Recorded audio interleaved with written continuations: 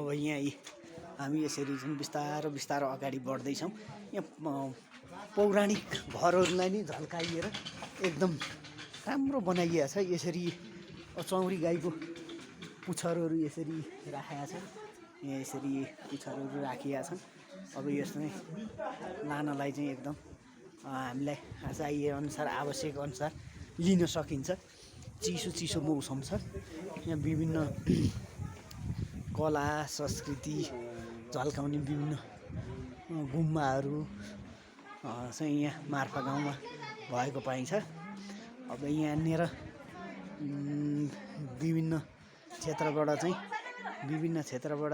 यहाँ चाहिँ यात्रा गर्नुहुने यात्रीहरूले चाहिँ विभिन्न आफ्नो चाहिँ इच्छाअनुसार ड्रेसहरू लाएर विभिन्न कला संस्कृति झल्काउने खालको ड्रेसहरू लाएर आफ्नो मनोरञ्जन टिकटक गर्नुभएछ। यो चाहिँ इभिनिङको टाइम चाहिँ हामी मुस्ताङको मार्फा गाउँमा छौँ है। अहिले चाहिँ यहाँबाट चाहिँ हामी हेर्दै अगाडि बढिरहेका छौँ।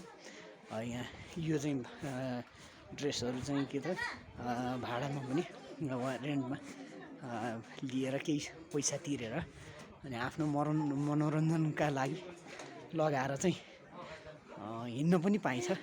तर हामीले चाहिँ त्यो गरेका छैन। अब यसरी चाहिँ आफ्नो कला संस्कृति झल्काउने खालको ड्रेसहरू अब यसरी लाएर चाहिँ भाडामा लाएर पनि हिँड्न पाइन्छ केही पैसा तिरेर। एकदम रमाइलो छ यहाँ। यस्तै